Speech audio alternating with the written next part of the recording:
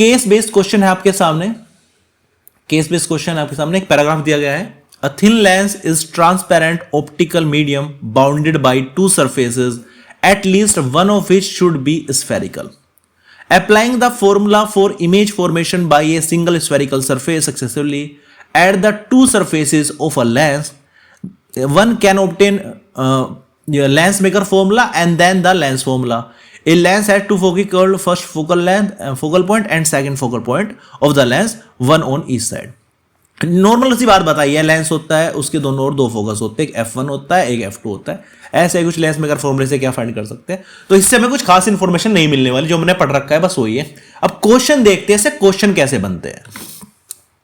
Question खतरनाक है, देखते हैं क्या होगा। ये अरेंजमेंट दिया गया है पूरा का पूरा, तो ये या तो ये पढ़ लो ढंग से, यह डायग्राम देख लो। मुझे दिखाई दे रहा है कि यहाँ पे एक ऑब्जेक्ट रखा हुआ है, लाइट बॉक्स विद प्लेट है, plate on hidden side of box है, ये प्लेट है, भले ऑब्जेक्ट का निशान है, वहां स्क्रीन है। Which of the following correctly represent the image formation on the screen.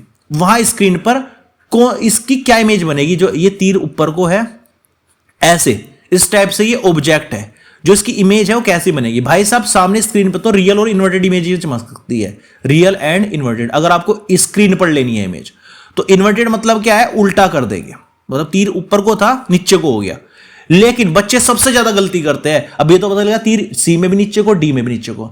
जब भी रियल और इन्वर्टेड इमेज बनेगी, लेटरल इन्वर्जन भी होगा, लेफ्ट का राइट और राइट का लेफ्ट, ये ध्यान रखना। बच्चे उल्टा करके सोचते हैं कि ये हो सकता है, इस पे तो कोई फर्क पड़ेगा नहीं। भाई इस पे पड़ेगा। ये अगर ये गोली सी इधर को थी, अभी किधर को हो जाएगी? अभी इधर को हो जाएगी। इसको बोलते हैं लेटरल इन्वर्जन, लेफ्ट का राइट और राइट का लेफ्ट, जो आपको प्लेन मिरर में दिखाई देता है। तो सी ऑप्शन यहां पर सही हो जाता है। क्या हो जाता है? सी ऑप्शन यहां पर सही हो जाता है, लेटरल इन्वर्जन भी यहां पर होगा। ठीक है, चलते हैं अगला क्वेश्चन देखते हैं क्या है।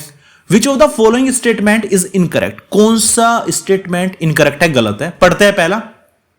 For a convex mirror, convex mirror की बात चल रही है, मैग्निफिकेशन इज ऑलवेज नेगेटिव। पहले कॉन्वेक्स मिरर की बात करता हूं। देखो, कॉन्वेक्स मिरर हमेशा वर्चुअल एंड इरेक्ट इमेज बनाता है, वर्चुअल एंड इरेक्ट इमेज बनाता है। ठीक है, वर्चुअल इरेक्ट के लिए हमेशा मैग्निफिकेशन पॉजिटिव होगा, हमेशा पॉजिटिव होगा।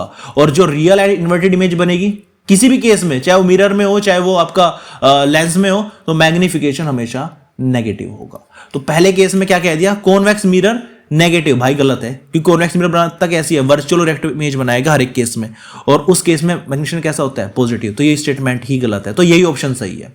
बाकी आपको पढ़ने की आवश्यकता भी नहीं है, बाकी सारी चीजें ठीक है। For all virtual images form by the mirror magnification is positive. देखो वर्चुअल के लिए कैसी होती है? पॉजिटिव होती है, सही बात है बिल्कुल।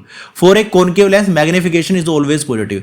जो कॉनकेव लेंस होता है, ये कॉनकेव लेंस होता है, ये कैसी इमेज बनाता है? हमेशा ये पीछे मिलाते हैं तब बनती है, ये भी हमेशा वर्चुअल इमेज बनाता है, तो इसका मैग्निफिकेशन कैसा होगा? हमेशा पॉजिटिव ही होगा। रियल और इन्वर्टेड इमेज का जो मैग्निफिकेशन होता है वो नेगेटिव होता है, बता चुका हूं अभी ये बात, ये भी सही है। तो गलत कौन सा है? ए ऑप्शन गलत है, तो ए ऑप्शन पर आप टिक कर दोगे। अगला क्वेश्चन जो पूछा गया है इसमें, a convex lens of focal length F. एक कॉन्वेक्स लेंस है, इसकी फोकल लेंथ कितनी है? एफ है। Cut into two equal parts, to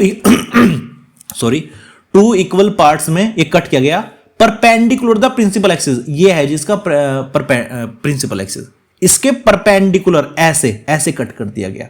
मतलब एक तो ऐसे आ जाएगा पोर्शन कटने के बाद, एक ऐसे आ जाएगा। तो क्वेश्चन ये है ईच पार्ट का जो फोकल लेंथ होगी कितनी होगी? ध्यान दो, बहुत याद रखना बस इस चीज को। अगर लेंस को ऐसे कट कर दिया ना हमने, दो ऐसे हिस्से हो गए, तो फोकल लेंथ 2 टाइम्स हो जाती है, 2 टाइम्स इसकी, 2 टाइम्स इसकी। पावर आधी हो जाती है, पावर का भी याद रखना, वेरी इंपॉर्टेंट है, कई बार बोर्ड में पूछा जा चुका है क्वेश्चन। तो पावर हो जाएगी p/2 मान चुके, इसकी p थी। तो जब ऐसे कट करोगे ना, तो फोकल लेंथ हमेशा दुगनी हो जाएगी आधे पार्ट की, और पावर क्या हो जाएगी? आधी हो जाएगी। तो the right answer option B, option B 2f is the right answer. जो फोकल लेंथ है वो 2 टाइम्स हो जाएगी, डबल हो जाएगी एक पार्ट की, 2f इसकी 2f इसकी। ठीक है, आप इनका नेट निकाल लोगे ना, 1/2f प्लस 1/2f करके 1/f नेट निकाल लोगे, तो f ही आएगा, ये ध्यान रखना। क्वेश्चन देखते हैं, नेक्स्ट क्वेश्चन क्या पूछा गया है। In an object in case 1, ये था जी केस 1, वो जो मैंने बताया था शुरुआत में। अब आओ, in an object in case 1 is 20 centimetre from lens. जो ऑब्जेक्ट है, देखो ये रहा ऑब्जेक्ट, मैं बना रहा हूं यहां से, ये रहा लेंस और ये रही इमेज। इसने कहा in case 1 20 centimetre from lens, जो ऑब्जेक्ट है वो 20 सेंटीमीटर दूर है लेंस से। वहीं अगर हम बात करें image, the focal length of the lens used and the screen is 50 centimetre away from the object. 90% बच्चे ही गलती करेंगे, बच्चे इसको वी मान के चलेंगे। नहीं, स्क्रीन जो है मतलब जहां इमेज बन रही है, जो ऑब्जेक्ट से कितनी डिस्टेंस पे है, 50 सेंटीमीटर। उसने कंफ्यूज करने के लिए दिया है, अक्सर वो ओ दे यू दे देता है, वी दे देता है, एफ निकाल लेते हैं बच्चे, लेकिन इस बार ओ से आई की डिस्टेंस दे दी बच्चे, जिससे गलतियां करे। तो यहां पे डिस्टेंस कितनी बच चुकी है, ये 30 सेंटीमीटर बच चुकी है। तो ऑब्जेक्ट की डिस्टेंस यू से दिखाते हैं माइनस की, इमेज की डिस्टेंस दिखाते हैं वी से। तो 1/f हो जाएगा 1/v माइनस 1/u। 1/f हो जाएगा, वी की वैल्यू यहां पे रखेंगे 30 और यू की वैल्यू रखेंगे माइनस के 20। तो यहां पे इसको सोल्व करेंगे, 1/f आ जाएगा 1/30 प्लस 1/20। सोल्व करेंगे, 60 एलसीएम आ गया, 30 दूनी 60, 20 30 60, तो f आ गया 60/5 और 12 centimetre is the right answer. तो बी ऑप्शन यहां पर सही हो जाता है, B option is the right answer, 12 centimetre. बस ये ध्यान से पढ़ना कि डिस्टेंस किस किस के बीच की दी हुई है, बच्चे जल्दबाजी में यही गलतियां करते हैं। ठीक है, केस में ज्यादा डिफिकल्ट नहीं आते, बस थोड़ा सा दिमाग लड़ाने की आवश्यकता है, थोड़ा सा कॉन्सेप्ट क्लैरिटी की आवश्यकता है। इस केस बेस का जो लास्ट क्वेश्चन है वो देख लेते हैं, क्या क्वेश्चन पूछा गया है इसके अंदर। The distance of N object from first focus. देखो ये लेंस होता है, बाइकॉन्वेक्स लेंस है, ये है जिसका फर्स्ट फोकस f1 इसको बोलते हैं, और ये है इसका सेकंड फोकस f2 इसको बोलते हैं। An object from the first focal point of the biconvex is x1, यानी जहां ऑब्जेक्ट रखा है वो फर्स्ट फोकस से x1 डिस्टेंस पे है, और जो इमेज बनी है सेकंड फोकस से वो x2 डिस्टेंस पर है। ठीक है, अच्छा ये कितनी डिस्टेंस होती है, ये फोकल लेंथ f1 होती है, ये फोकल लेंथ f2 होती है। तो क्वेश्चन पूछा गया है इस लेंस की फोकल लेंथ फाइंड करो, इस लेंस की फोकल लेंथ फाइंड करो। तो सीधा आंसर आप करना चाहे तो सी ऑप्शन इसका सही है। अब याद करना चाहो, डायरेक्ट अगर ऐसी सिचुएशन आ जाती है कि ऑब्जेक्ट से अगर फोकल पॉइंट की डिस्टेंस दी गई हो तो फोकल लेंथ निकालने का सीधा फॉर्मूला है √x1 × x2। ठीक है, ऑब्जेक्ट की फोकल लेंथ से दूरी ना देके वो f1 की दे दे, फोकल पॉइंट की दे दे। फोकल पॉइंट से जो ऑप्टिकल सेंटर होता है उसकी डिस्टेंस f1 होती है, इसकी f2 होती है। अब इस सिचुएशन में आपको करना क्या है, इस सिचुएशन में आपको चीजें सोल्व कैसे करनी है उसका थोड़ा सा ध्यान रखना पड़ेगा। आपको चलो करके दिखा देता हूं कि ये आता कैसे है। सबसे पहले जो फोकल पॉइंट है f1 और f2 की जो वैल्यू है वो सेम होती है, ये भी f होती है और ये भी f होती है। चलिए सोल्व करते हैं इसको।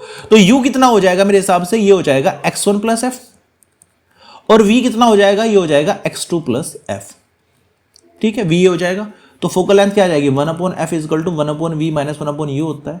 1/f रखेंगे, v की वैल्यू कितनी है, v की वैल्यू हमारी x2 + f, और u की वैल्यू हमारी क्या है, माइनस के x1 + f। ध्यान देना u माइनस का लेते हैं, ठीक है ना, जो आपके उल्टे हाथ साइड है, लेफ्ट हैंड साइड है, वो माइनस का लेते हैं।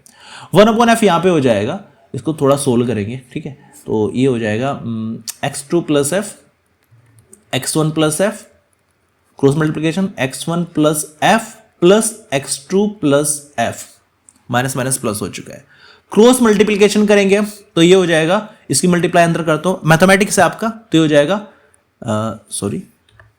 ये हो जाएगा x2 x1 + x2f + x1f + f² equals, इसकी उधर करेंगे fx1 + f² + x2f + f²।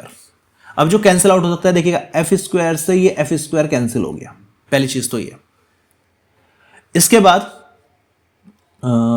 fx1 से fx1 कैंसिल हो गया, fx2 से fx2 कैंसिल हो गया, तो f² क्या आ गया, x1 x2 आ गया, और f आ गया √x1 x2, तो सेम आ चुका है, मतलब आंसर आपका सामने आपका आ चुका है। तो ये इसका राइट आंसर है, सी ऑप्शन। आया कैसे वो आपको मैंने दिखा दिया। तो ये था इसका solution proper case based question का। तो डिफिकल्ट नहीं आते, कॉन्सेप्ट क्लैरिटी होनी चाहिए, आप ढंग से चीज़ों को समझे। वीडियो के बार समझ नहीं आए तो 2 बार देख सकते हैं, 3 बार देख सकते हैं, कोई डाउट हो कमेंट कर सकते हैं।